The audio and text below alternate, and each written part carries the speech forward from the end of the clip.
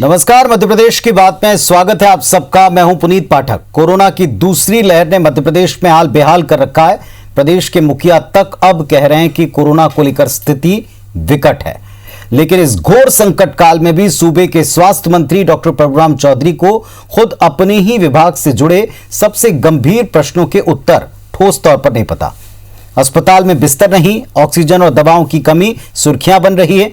इन्हीं मुद्दों पर जब सवाल पूछा गया तो कोई ठोस फिगर मंत्री जी के पास नहीं दिखा। यह बात और है कि बाद में प्रेस कॉन्फ्रेंस करके उन्होंने कुछ आंकड़े रखे हैं सामने। इस बेफिक्री से सवाल उठा कि मंत्री जी को इन हालात में स्वास्थ्य इंतजामों से ज्यादा क्या दमोह उपचुनाव की फिक्र है, जिसके लिए वो बीते दिनों दमोह दौरे में व्यस्त रहे। सवाल उठा आधी अधूरी जानकारी वाले स्वास्थ्य मंत्री जी के भरोसे प्रदेश के करोड़ों लोगों की जिंदगी इस वक्त है।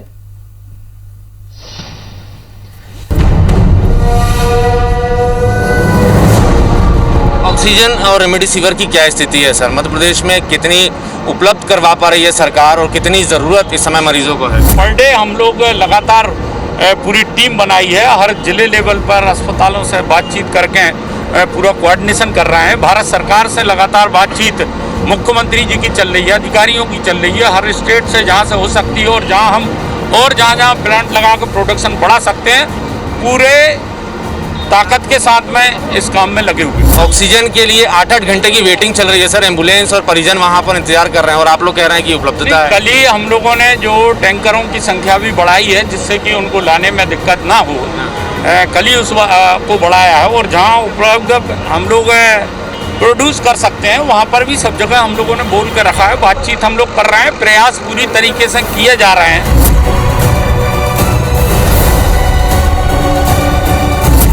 तो सुना आपने मध्य प्रदेश के स्वास्थ्य मंत्री डॉक्टर प्रभुराम चौधरी जी को। मंत्री जी साफ साफ न तो ये बता पाए कि प्रदेश में कितनी ऑक्सीजन चाहिए और कितनी उपलब्ध है, और न ही ये जानकारी दे पाए कि कितनी रेमडेसिविर इंजेक्शन हैं और कितने की आवश्यकता है। और तो और मंत्री जी ने ऑक्सीजन बेड और वेंटिलेटर को लेकर के भी कोई जानकारी स्पष्ट तौर पर नहीं दी। दरअसल भारी कोरोना संक्रमण के इस दौर में प्रदेश के स्वास्थ्य मंत्री जी पिछले कई दिनों से दमोह में चुनावी जिम्मेदारी में व्यस्त थे। एक बार फिर देखिए, जब मरीजों और उनके परिजनों की इस वक्त की सबसे बड़ी समस्या बनी इंजेक्शन रेमडेसिविर को लेकर मंत्री जी से सवाल पूछा तो उन्होंने क्या जवाब दिया। ऑक्सीजन और रेमडेसिविर की क्या स्थिति है सर? मध्य प्रदेश में कितनी उपलब्ध करवा पा रही है सरकार और कितनी ज़रूरत इस समय मरीजों को है? उपलब्धता कल की बात मैं बताता हूँ, 274 मेट्रिक टन की हमारे पास उपलब्धता थी और कल की डेट में 251 मेट्रिक टन का कंज्यूम हुआ है। पर डे हम लोग लगातार पूरी टीम बनाई है, हर जिले लेवल पर अस्पतालों से बातचीत करके पूरा कोऑर्डिनेशन कर रहे हैं। भारत सरकार से लगातार बातचीत मुख्यमंत्री जी की चल रही है, अधिकारियों की चल रही है, हर स्टेट से जहाँ से हो सकती है और जहाँ प्लांट लगा कर प्रोडक्शन बढ़ा सकते हैं, पूरे ताकत के साथ में इस काम में लगे हुए। ऑक्सीजन के लिए 8-8 घंटे की वेटिंग चल रही है सर। एम्बुलेंस और परिजन वहां पर इंतजार कर रहे हैं और आप लोग कह रहे हैं कि उपलब्धता है। कल ही हम लोगों ने जो टैंकरों की संख्या भी बढ़ाई है, जिससे कि उनको लाने में दिक्कत ना हो, कल ही को बढ़ाया है। और जहाँ उपलब्ध हम लोग प्रोड्यूस कर सकते हैं वहाँ पर भी सब जगह हम लोगों ने बोल कर रखा है। बातचीत हम लोग कर रहे हैं, प्रयास पूरी तरीके से किए जा रहे हैं। सवाल पूछा गया ऑक्सीजन और रेमडेसिविर पर, लेकिन जवाब में रेमडेसिविर का जिक्र तक करना भूल गए मंत्री जी। एक तरफ प्रदेश के स्वास्थ्य मंत्री जी को अपने ही विभाग से जुड़े आंकड़ों की सटीक जानकारी नहीं दिखी, तो दूसरी तरफ प्रदेश के मुखिया शिवराज सिंह चौहान ने ये स्वीकार किया कि प्रदेश में कोरोना के चलते हालात विकट हैं। मुख्यमंत्री लगातार अफसरों के साथ समीक्षा में जुटे हैं।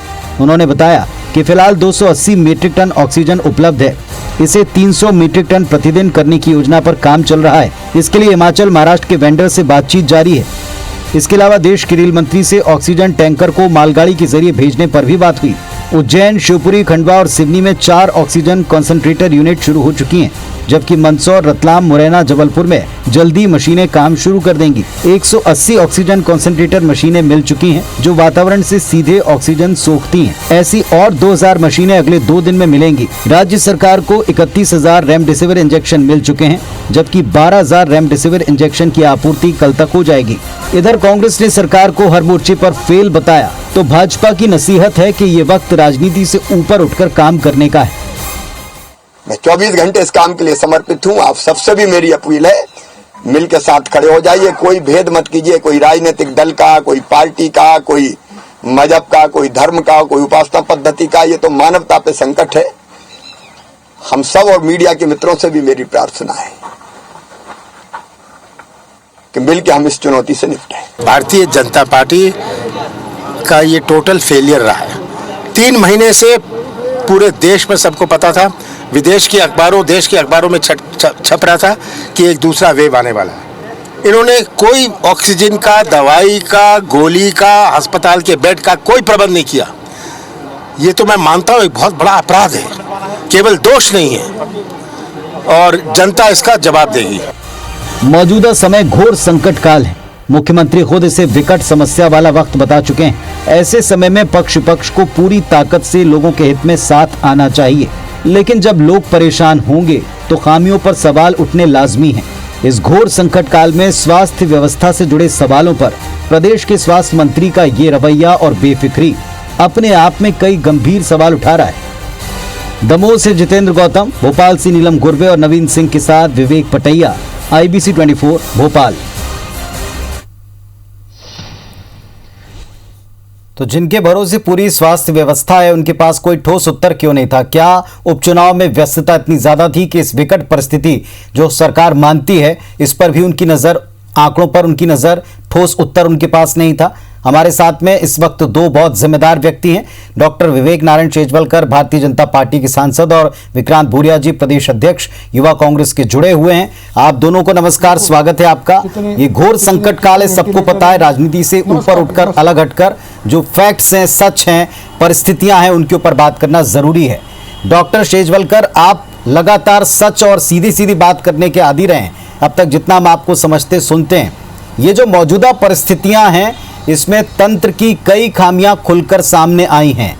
जरूरत पर, वक्त पर आकलन नहीं कर पाना इसकी बड़ी वजह दिखाई पड़ रही है। लेकिन उससे भी कई बड़ा सवाल यह है कि सूबे के स्वास्थ्य मंत्री को खुद अपने विभाग के सबसे बड़े सवालों के सटीक आंकड़े और उत्तर नहीं पता। कैसे व्यवस्था संभलने के हम उम्मीद कर सकते हैं? देखिए, ये बात सही है कि अप्रत्याशित संकट है, और जो पिछले बार जब कोरोना का संकट आया था, तब जो बढ़ने का रेट जो था उससे बहुत कई गुना ज़्यादा इसमें बढ़ने का रेट है। इसलिए कुछ थोड़े समय तक ऐसा लग सकता है कि हमको दिक्कत हो रही है, पर मुझे पूरा भरोसा है कि जिस तरह हमारे माननीय मुख्यमंत्री जी 24/7 उसकी समीक्षा कर रहे हैं, लगातार हम लोगों से, संबंधित अधिकारियों से उनकी लगातार बातचीत हो रही है, वो जायज़ा हर एक जगह का ले रहे हैं। इससे मुझे पूरा भरोसा है कि कुछ ही समय में हम इस संकट से पार पाएंगे, और जो थोड़ी बहुत दिक्कतें कभी आ रही हैं, वो दिक्कतें मेरा पूरा भरोसा है कि दूर हो जाएंगी। ग्वालियर में भी लगातार पेशेंट्स बढ़ रहे हैं, और जो जैसे मैंने अभी शुरुआत में बताया कि गति इस बार ज़्यादा है, इस कारण थोड़ी दिक्कतें आ रही हैं, पर जैसे ही थोड़ा स्टेबलाइज होता है, सारी सप्लाईज वगैरह जैसे स्टेबलाइज हो जाएंगी, मुझे पूरा भरोसा है कि हम निश्चित रूप से इस संकट से पार पाएंगे। लेकिन ये सवाल भी उठा कि एक उपचुनाव की व्यस्तता सारी व्यवस्थाओं पर स्वास्थ्य मंत्री के लिए भारी पड़ी है। उन्हें अपने विभाग के बारे में जानकारियां नहीं है, उनको अपने विभाग के आंकड़ों की ठोस जानकारी नहीं है। मुख्यमंत्री जी कर रहे हैं, दिखाई पड़ रहा है, उससे हम दिखाते भी, बताते भी हैं, और उसी आधार पर खबरें भी चलती हैं। लेकिन अपने विभाग की जानकारी ना होना और एक उपचुनाव में व्यस्तता होना, इसे कैसे पाते हैं आप? आप समझते हैं कि जिम्मेदारी और विभाग से जुड़े आंकड़े कितने महत्वपूर्ण हैं, कि यही फैक्ट है? देखिए ऐसा नहीं है। देखिए, वो भी जिम्मेदारी पूरी अपनी निभा रहे हैं, इलेक्शन की ड्यूटी भी उन्होंने की होगी, तो इसका मतलब ये नहीं कि कोई देखने वाला नहीं है। जैसे मैंने आपको बताया कि लगातार सरकार नज़र रखे हुए है, माननीय मुख्यमंत्री के नेतृत्व में विभाग और एडमिनिस्ट्रेशन और हम सब लोग जो कमेटीज़ के लोग हैं, लगातार शिवराज सिंह जी से संपर्क में हैं। वो एक दिन छोड़ करके लगातार हम लोगों से बात कर रहे हैं। सजेशन जो आते हैं, जो दिक्कतें हो रही हैं, जो कमियां हैं, उनको लगातार पूरी करने का प्रयास किया जा रहा है। मेरा मानना है कि सारी सरकार इस समय युद्ध स्तर पर कोरोना से निपटने में लगी हुई है। इसलिए मुझे पूरा भरोसा है कि संकट टलेगा और हम एक बार फिर से कोरोना पर विजय प्राप्त करेंगे। प्रदेश अध्यक्ष युवा कांग्रेस विक्रांत भूरिया जी हैं। विक्रांत जी, आप भी यूथ और लोगों के बीच में रहते हैं, पूरी ताकत से सरकार लगी है, ये लगातार हम सुनते हैं, दिन में कई दफ़ा दिखता भी है कि हाँ प्रशासनिक मशीनरी हरकत में, लेकिन आपको लगता है कि ये पूरी ताकत लग पाई, और लग रही तो क्या वक्त पर लग पाई?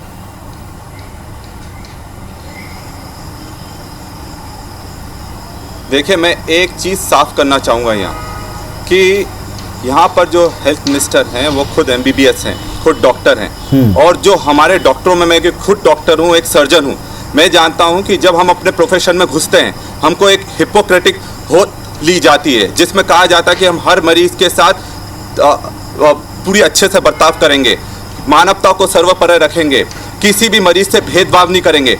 ये तीनों की तीनों चीज़ें प्रभु राम चौधरी जी ने और इस सरकार ने शिथिल कर दी है। इन्होंने सीधे सीधे, सबसे पहला मैं आपको उदाहरण देना चाहूँगा, जब आपको मरीजों को एक जैसा आपको ट्रीट करना था, जब रेमडेसिविर पूरे प्रदेश में कहीं नहीं मिल रही थी, सिर्फ बोला गया था मुख्यमंत्री द्वारा कि सिर्फ अस्पतालों में मिलेगी, तब इनके सांसदों के पास रेमडेसिविर कहाँ से आई? जब वो कोई भंडारा थोड़ी ना चल रहा है, ये रेमडेसिविर लोगों की जान बचाने के लिए आप भंडारे की तरह बांट रहे हैं। जिन लोगों की जान बच सकती थी उन रेमडेसिविर से आपने भंडारे की तरह बांट दिया। आपको शर्म आना चाहिए जब आप इस तरह की भेदभाव करते हैं। जब बीजेपी वाले के पास जाते हैं आपको वो दवाई मिल जाती है, जब किसी और के पास जाइए, आम जनता के पास जाते हैं, तब आपको दवाई मिलती नहीं है। आज मैं कांग्रेस के प्रवक्ता के रूप में आपके सामने नहीं बैठा हूं, ना ही प्रदेश अध्यक्ष के रूप में आपके सामने बैठा हूं। आज मेरी बहन अगर कोरोना के कारण आईसीयू में है तो इसकी पूरी जवाबदारी इस सरकार की है, इस निकम्मी सरकार की है। अगर आज मेरे बड़े पापा आखिरी सांसें गिन रहे हैं अपनी, कुछ घंटे में अगर शांत होने वाले हैं, तो इसकी जवाबदारी किस लिए थी? उनको गुजरात क्यों जाना पड़ा? क्योंकि इस सरकार ने कोई व्यवस्था नहीं करी। जब कोरोना की पहली लहर आई थी, यही मुख्यमंत्री थे जिन्होंने बोला था कि 21 हम ऑक्सीजन के प्लांट लगाएंगे। इन्होंने एक प्लांट नहीं लगाया। बड़ी बड़ी बातें करते, जमीन पर किस तरह से व्यक्ति और आम जनता परेशान है। ऑक्सीजन की बड़ी बड़ी लाइनें लगी हुई है, रेमडेसिविर की बड़ी बड़ी लाइनें लगी हुई है, बेड पूरी तरह से खत्म हुए। कौन से मैनेजमेंट की बात करते हैं भाई आप? किस मैनेजमेंट की बात करते हैं? जब जनता पूरी तरह से मर जाएगी तब आपका मैनेजमेंट आएगा। जब लोग मर जाएंगे, अपने परिजन को खो देंगे, तब आपका मैनेजमेंट आएगा। आपको शर्म आना चाहिए। और मैं आपको दिखाता हूं ये क्या है, ये आपको दिखा दूं मैं। जो ये बोल रहे हैं ना कि ऑक्सीजन की कमी नहीं है, ये उनके मुंह पर जबरदस्त तमाचा है। ये डेथ वारंट है अस्पताल का, जिसमें लिखा गया है कि हमारे पास सिर्फ 3 घंटे की ऑक्सीजन बची है और इसके बाद हमारे पास ऑक्सीजन नहीं है, तो 3 घंटे बाद व्यक्ति कहां जाएगा? ये दूसरे अस्पताल का डेथ वारंट है। तो आप कौन सी दुनिया में जी रहे हैं? जिस स्वर्णिम मध्य प्रदेश की आप बात करते हो, स्वर्णिम मध्य प्रदेश तो छोड़ो, आपने इस पूरे मध्य प्रदेश को शमशान बनाकर रख दिया है। आपको अपनी जवाबदारियों से भागना नहीं चाहिए। आप भी अपने नाम के आगे डॉक्टर लगाते हैं। आपको यह पता होना चाहिए कि डॉक्टर की ये जवाबदारी होती है कि वो सारे मरीजों के लिए दिन रात एक कर दे। इस तरह से कि मिस मैनेजमेंट के लिए जब आपकी कोरोना की पहली लहर निकल गई, उसके बाद इस सरकार निकम्मी सरकार ने कुछ नहीं करा, और आज ये उस निकम्मी सरकार के कारण इतने सारे लोग मर रहे हैं। देखिए क्या ये बहुत सारी बातों को ये बड़ा चढ़ाकर बता रहे हैं। देखिए प्रदेश के अंदर ये बात बिल्कुल सही है, किसी छुपी भी नहीं है। और केवल मध्य प्रदेश में लोग मर रहे हैं, बड़ा चढ़ाकर बात नहीं, लोग मर रहे हैं। हॉस्पिटल में ऑक्सीजन नहीं बचा है, नहीं बचा है ऑक्सीजन। कहर ढा रही है वो पूरी तरह अप्रत्याशित है। और ये बात भी बिल्कुल सही है कि जो व्यवस्थाएं बनी है उन व्यवस्थाओं पर लगातार दबाव आ रहा है। पर इसका मतलब ये नहीं है कि सरकार कुछ नहीं कर रही है या इसमें हम पूरी तरह से असफल है, ये मैं नहीं कहूँगा, क्योंकि आज भी व्यवस्थाएं पूरी तरह हो रही हैं। आज ऑक्सीजन कमी की बात हम कर रहे हैं, उसकी लगातार व्यवस्था की जा रही है। जैसे आप बता रहे हैं, कोई डेथ वारंट किसी अस्पताल का मुझे तो जानकारी नहीं है, पर जहाँ तक मध्य प्रदेश सरकार का सवाल है, कॉन्सेंट्रेटर मशीनें भी लगाई जा रही हैं जो कि बिना प्लांट के, बिना सिलेंडर के उससे ऑक्सीजन प्राप्त होती है। हर स्तर पर तैयारी की जा रही है, हर स्तर पर संकट से निपटने का प्रयास आपसे पूछता हूं, पूरी जोर के साथ, पूरे शिद्दत के साथ प्रयास किया जा रहा है। ये कह देना किसी को चिंता नहीं है, ये कह देना कि कोई चिंता नहीं की, आलोचना करना तो बहुत आसान है। जब पहली बार लॉकडाउन लगा था तब आलोचना ये हुई कि पहले क्यों नहीं लगाया, फिर आलोचना ये हुई कि जल्दी क्यों खोल दिया, फिर आलोचना ये हुई कि ये जो वैक्सीनेशन जो है ये लाने में जल्दी क्यों नहीं की गई। जब वैक्सीनेशन आ गया तो विपक्ष बोला। लेकिन आजकल डॉक्टर साहब एक विषय की जो आलोचना हो रही है कि आज आप कोई भी फैक्ट बताएं। आज कल एक अस्पताल के पीआरओ कहते हैं कैमरे पर आकर के हमारे यहाँ 5 लोगों की डेथ जो है ऑक्सीजन की वजह से हुई। यहाँ प्रवक्ता महोदय कहते हैं कि नहीं, ये कोई ऐसी स्थिति नहीं है, अस्पतालों को ऐसी बातें नहीं करना चाहिए। वो अपने मरीजों को क्या उत्तर देंगे जब उनको दिख रहा है कि उनके ऑक्सीजन की वजह से डेथ हुई। प्रदेश के मुखिया कहते हैं कि स्थिति विकट है, लेकिन स्वास्थ्य मंत्री कहते हैं कि सारे इंतजाम दुरुस्त हैं। तो कौन गुमराह कर रहा है? कौन क्या उत्तर दें लोगों को जो प्रतिदिन इन लाइनों में खड़े हैं? देखिए देखिए, आज मैं ये बात स्पष्ट कर देना चाह रहा हूँ कि कोई भी चीज़ छुपाने की जरूरत नहीं है, नहीं सरकार कोई छुपाएगी। चीज़ें छुपाने से उसका और गलत अर्थ होता है। ये बात भी सही है कि कई जगह पर, कई अस्पतालों में कम्युनिकेशन गैप भी रहा है, छुपा रहे हो आप, उसको सुधार करने का प्रयास किया जा रहा है। जैसे ग्वालियर में मैं आपको बताऊं, ग्वालियर में बता रहा हूँ, तहसीलदारों की ड्यूटी यहाँ पर हमारे कलेक्टर ने अस्पतालों में लगाई है। मरीजों के हेल्थ के बारे में, मरीजों को उपलब्ध दवाइयों के बारे में, ऑक्सीजन के बारे में सारी जानकारी यहाँ पर देने का प्रयास किया जा रहा है। हम पूरी तरह ट्रांसपेरेंसी चाहते हैं, क्योंकि जितनी छिपाने का प्रयास किया जाएगा उतना ही दिक्कत होने वाली है। इसी सरकार को कुछ छिपाना नहीं है, ये बात भी सही है। आज जो लड़ाई सामने है उसको सबको मिलकर के लड़ना पड़ेगा। केवल मुख्यमंत्री या केवल प्रशासन इनकी जिम्मेदारी नहीं है, सबकी जिम्मेदारी है और सब अपने अपनी जिम्मेदारी का निर्वहन करें। ये आज मेरा मानना है कि समय की पहली जरूरत है। देश के स्वास्थ्य मंत्री को देखें आप, प्रदेश के स्वास्थ्य मंत्री को देखें आप, प्रदेश के स्वास्थ्य मंत्री को लेकर जो स्वयं उसी पेशे से जुड़े हैं, गंभीरता को समझते हैं, और उनका किसी चुनाव में, इस वक्त उपचुनाव में उनकी व्यस्तता का होना और उनके तरफ से इस तरह के बयान आना बहुत सारे सवालों को जन्म देता है, और इसी के ऊपर जो है लोगों का गुस्सा प्रकट होता है। बिना राजनीति की बात कह रहे हैं, आप भी इसी पेशे से जुड़ते हैं, आपको लगता है वो गंभीरता, वो संजीदगी है, वो तत्परता या प्रोएक्टिवनेस है कम से कम अपने विभाग की समस्याओं को दुरुस्त करने को लेकर? देखिए, मैंने आपको पहले ही बताया, अगर चुनाव में कुछ समय के लिए कहीं अगर ड्यूटी किसी की हो तो उसका इतना बॉर्डर बचाने की जरूरत नहीं है। वो स्वास्थ्य मंत्री भी हैं और लगातार, जैसे कि मैंने शुरू में कहा, बंटवारा भी किया है माननीय मुख्यमंत्री ने। हर एक स्तर पर आपके लिए जिंदगी ज्यादा मायने रखती है कि वोट ज्यादा मायने रखती है? जिम्मेदारी भी दी गई है। तो मेरा मानना है कि इस तरह किसी एक व्यक्ति के ऊपर सारी जिम्मेदारी थोपकर या किसी एक व्यक्ति को, मेरा मानना है कि टारगेट बनाकर राजनीति करना, मेरा मानना है उचित नहीं है। जो हो रहा है प्रदेश में वो सब देख रहे हैं, माननीय मुख्यमंत्री जी लगातार लीड कर रहे हैं और हम सब मिलकर के राजनीति नहीं कर रहे, ये पूरा प्रशासन पीड़ा बता रहे हैं। आप कल्पना की राजनीति नहीं कर रहे, आप राजनीति आप कर रहे हो। आप जरा कल्पना कीजिए, जो डॉक्टर्स और जो स्टाफ, नर्सिंग स्टाफ जो है पिछले 1-1.25 साल से अधिक समय से कितने दबाव में है।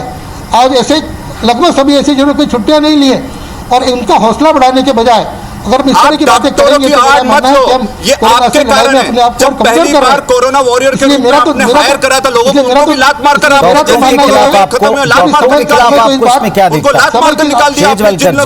डॉक्टरों के खिलाफ ये भी एक अजीब सी टेंडेंसी है कि व्यवस्थाओं की कमी बताने पर इसे डॉक्टर या फ्रंटलाइन वर्कर से जोड़ा जाता है। ये थोड़ा सा अलग जाता है मामला। किसने कहा कि डॉक्टर्स काम नहीं कर रहे? काम सभी कर रहे हैं, लेकिन वो डॉक्टर्स ही कहते हैं कि उनके यहाँ जो संसाधन कम है उनको आप वक्त रहते दूर करा दें, क्योंकि पेशेंट्स को वो डील कर रहे हैं। काम कर रहे हैं, शर्म आना चाहिए। डॉक्टर से शर्म आना चाहिए विवेक जी को। डॉक्टरों को कैसे आप बोल रहे हैं? वो अपनी जान हथेली पर रखकर काम कर रहे हैं। निसंदेह जो डॉक्टर लगे हुए हैं, जो स्टाफ लगा हुआ है, उनको सभी सैल्यूट करते हैं।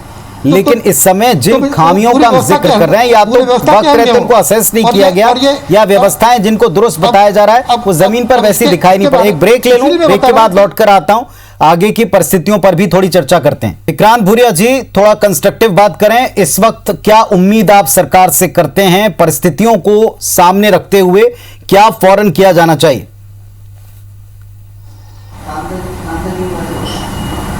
इनको सबसे पहले तो आपको बेड की व्यवस्था करना चाहिए, रेमडेसिविर की व्यवस्था करना चाहिए, टोसिलिजुमैब की व्यवस्था करना चाहिए, जो एक इंजेक्शन 40,000 का आता है। आप बेसिक चीज़ों को कर नहीं पा रहे हैं, ऑक्सीजन की व्यवस्था कर नहीं पा रहे हैं, आप मरीजों को मरने के लिए छोड़ रहे हैं। अगर आप ये कुछ भी नहीं कर सकते, ऑक्सीजन प्लांट की बात कर रहे हैं, मैं आपको बता दूं, लिक्विड ऑक्सीजन मध्य प्रदेश में कहां से आ रहा था? लिक्विड ऑक्सीजन आ रहा था महाराष्ट्र से आ रहा था और गुजरात से आ रहा था।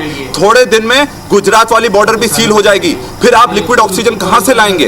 तब आपकी और भयावह स्थिति होने वाली है। यहाँ पर हमारी अपेक्षा रहती है कि आपके घर में अगर किसी की गमी होती है, किसी की मौत होती है, उसको छुपाया नहीं जाता। यह सरकार पूरी तरह से मौत को, आंकड़ों को क्यों छुपा रही है?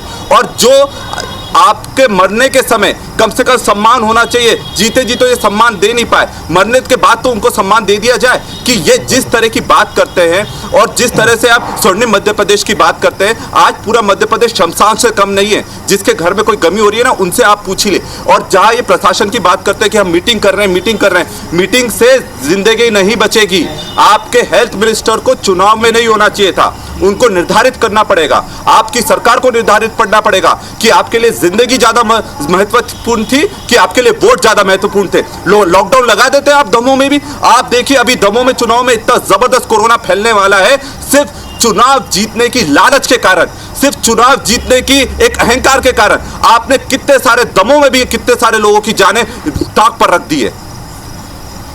विवेक जी, यही सवाल आपसे भी है कि आप और तमाम जो पूरा तंत्र है उसके साथ सारे लोग खड़े रहना चाहते हैं, लेकिन ये भी एक कड़वा सच है कि जिसके घर का व्यक्ति बीमार है, बिस्तर को लेकर जो परेशान है, ऑक्सीजन को लेकर जो परेशान है, जो इंजेक्शन को लेकर परेशान है, वो चाहकर भी कैसे साथ और शांति की बातें कर सकता है। उसको आप क्या कहोगे? कब तक व्यवस्थाएं दुरुस्त करोगे? क्या वक्त रहते सब कंट्रोल में आ पाएगा? आपका क्या आकलन है? जी देखिए मेरा तो आकलन है कि कंट्रोल में आ रहा है, आएगा भी। पर दो बातें मैं और कहना चाहता हूँ। आज अगर कोरोना से हमको निर्णायक लड़ाई लड़नी है तो आज के तारीख में अधिक से अधिक वैक्सीनेशन हो और मास्क का आग्रह हो, भीड़ कम हो, डिस्टेंसिंग हो, ये ज़रूरी है। मैं मेरे मित्रों से पूछना चाह रहा हूँ, कांग्रेसी मित्र से, कि भारतीय जनता पार्टी ने तो अभियान चलाया, वैक्सीनेशन अधिक से अधिक लोग करें, कांग्रेस ने क्यों नहीं चलाया? आज अगर कोरोना से लड़ना है तो केवल सरकार की या केवल बीजेपी की जिम्मेदारी नहीं है। आज क्या कांग्रेस के लोगों ने कभी आपको बता दूं हमने भी वैक्सीनेशन करवाया है, हम भी पढ़े लिखे, हमने भी वैक्सीनेशन करवाया है। और जब पहले इसमें आपको एक बात कहना चाहूंगा, आप वैक्सीनेशन की बात कर रहे हो तो आप वैक्सीनेशन की बात करने दें। आपकी सरकार थी जो पहले जब राहुल गांधी जी ने बाहर से वैक्सीन को लाने की बात करी थी, आप बोलते हैं कि आप बिना देश की वैक्सीन को आप उपयोग करें। जब उस समय अगर आप बाहर से जो वैक्सीन की बात कर रहे हैं, उसी समय अगर वैक्सीन बाहर से आ जाती तो आज सब वैक्सीनेशन हो चुका था, आज सबका वैक्सीन हो चुका था। वैक्सीनेशन के नाम पर आप बच नहीं सकते, वैक्सीनेशन में आप बात बच नहीं सकते। आज देश में वैक्सीन की कमी हुई क्योंकि आपके प्रधानमंत्री नरेंद्र मोदी जी ने वैक्सीन को बाहर भिजवा दिया। छोटी सी आपके PR के लिए आपने देश के जो वैक्सीन थी उनको बाहर भेज दिया, देश के बाहर भेज दिया, और आज देश के लोगों के पास वैक्सीन नहीं बची। तब जाकर आपको रशिया से बात करते यहाँ लाना पड़ा। आप क्या बात करते हैं सर? आप क्या बात करते हैं? एस्ट्राजेनेका वो जो कंपनी है दोनों ने मिलकर क्या बात करते हैं सर? सर आप देखिए, हकीकत देखिए, आंखों पर पट्टी बांधकर मत रखिए। ये भाजपा कहीं नहीं बचेगी अगर आप लोग इस तरह से नजरअंदाज करते रहेंगे लोगों की भावना को। आप लोगों की भावना को इसी तरह नजरअंदाज करते रहेंगे तो ये कोई पार्टी नहीं बचने वाली। वैक्सीनेशन का जो भ्रम फैला रहा है उसको दूर किया जाए। हमने सबसे बात करी, हमने वीडियो जारी करे, सब लोगों ने वीडियो जारी करे। आप ये बात बिल्कुल गलत बोल रहे हैं और आप वैक्सीनेशन की बात कर रहे हैं। वैक्सीनेशन आप करवा कर देखिए, वैक्सीनेशन के बाद भी लोगों को कोरोना हो रहा है कि नहीं हो रहा, आप मुझे बताइए। आप डॉक्टर है तो मुझे बताइए आपने क्या किया। इसके लिए आप कुछ कर नहीं रहे और केवल आलोचना में लगे हुए और बार-बार आप पूछते हैं कि क्यों। विवेक जी, निश्चित तौर पर शायद कोई ऐसा होगा जिसके पास व्यवस्थाओं को लेकर, खामियों को लेकर फोन ना आते हो, रियल स्थितियों के बारे में जिसको अंदाजा ना हो। वाकई संख्या इतनी बढ़ गई कि हर किसी के 1, 2, 4, 5 इसकी संख्या बढ़ सकती है जिनके परिचित इस वक्त परेशान हो रहे हैं। ऐसे में कौन किसको भ्रम में रख रहा है, कतार में लगे व्यक्तियों को सब समझ में आता है। जो आप कह रहे हैं कि आकलन किया जा रहा है, प्रोएक्टिव होकर अगर काम किया जाता, संख्या का सही आकलन किया जाता तो क्या परिस्थितियां ऐसी होती। ये बेहतर स्थितियां आप हमसे ज़्यादा अच्छे से समझते हैं। अब क्या छिपाया जा रहा है और क्यों छिपाया जा रहा है ये जनता है बेहतर समझती है। चुनाव को लेकर, रैलियों को लेकर, जागरूकता को लेकर मंच पर बातें और मंच के सामने की स्थितियां ये किसी से छिपी नहीं है, ना दमोह में, ना बंगाल में, ना देश के किसी अन्य हिस्से में। किस दल ने क्या किया सबके सामने। बहुत शुक्रिया, केवल इस उम्मीद के साथ कि आने वाले वक्त में जिस कंट्रोल का दावा है वो जमीन पर भी आ जाए। बहुत धन्यवाद, नमस्कार।